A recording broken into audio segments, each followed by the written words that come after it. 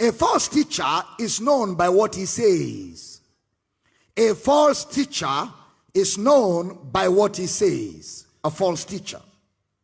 While a good local church is known by the quality of what is taught. A good local church is known by the quality of what is taught. A good local church is built on teaching, not drama, not razzmatazz, not activity.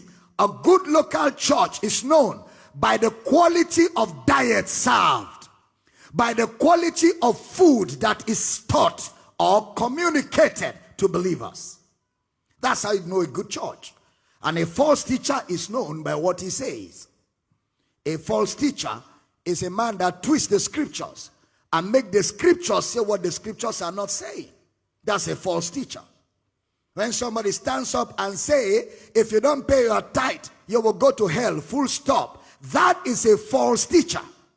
That is a false teacher, because it is not consistent with the doctrine of scripture. In fact, it is not even in the Old Testament.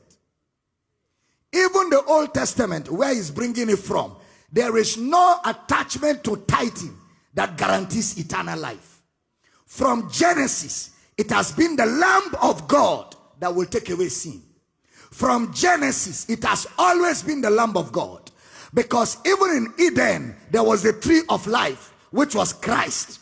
So all through the scripture, it has always been that eternal life will be in a person, not in an activity. So when a teacher of the word say, if you don't pay your tithe, you will go to hell, it's a false teacher. False teachers are known by what they say, not what they wear, and not miracles, signs and wonders. Because watch. Anybody can do miracles. Miracles are not exclusive to Christianity. They are not exclusive to us. I'm not saying we don't do miracles. I believe in miracles. Okay? I've come across people all over the place, even right here in this church, who have had miracles in services without anybody making a big deal about it. We don't advertise miracles because we are not showmen. We amplify the word because that is our assignment. We don't have time to be advertising miracles. Oh, this brother could not walk well. After we prayed, he has started walking well. No, miracles are a lifestyle for a believer. Once we show you who you are, you walk in the miraculous. So it's not supposed to be a special feature. No, it's not supposed to be a special feature in the church.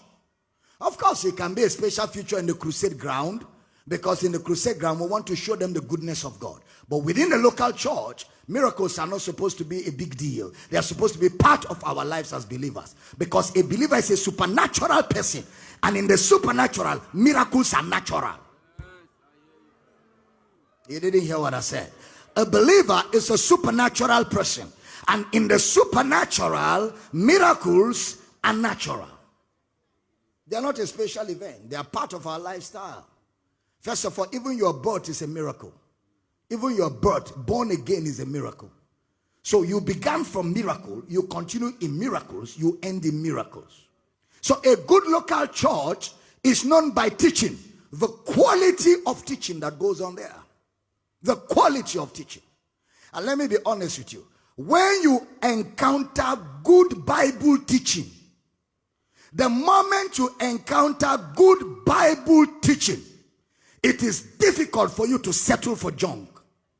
Very difficult. Very difficult. In fact, impossible. I come across people who are not in this physical congregation, who just follow me on YouTube, Facebook, and all that. And they say, Papa, we can't go to church again. Because when we sit down, what they are saying is no more registering. And the good thing about this is once you hear the right word, and because you are born of God, there's a witness that tells you this is what you should be hearing. And once that witness registers that this is where you belong, you have been shown your level. Anything below that is like eating with pigs. The prodigal son said, why am I eating with pigs? Let me go back to my father's house. So the moment you hear the right word, there's a witness. And once that witness witnesses, it will be difficult for you to settle for less. Very difficult. After all, church is not a location. Church is a person. You are the church. You are the church. When you live here, the church has left. When we gather on Wednesday, the church has assembled. You are the church of the living God. I don't know if you're hearing what I'm saying. See, this is not the church. You are the church. Your body is the temple. And I will build my upon a rock. And the gates of hell. So you have been built a spiritual house. The devil cannot prevail against you. Why? You are a product of resurrection. When Jesus rose, you rose. What could not defeat him cannot defeat you. So when we gather, the church has come together.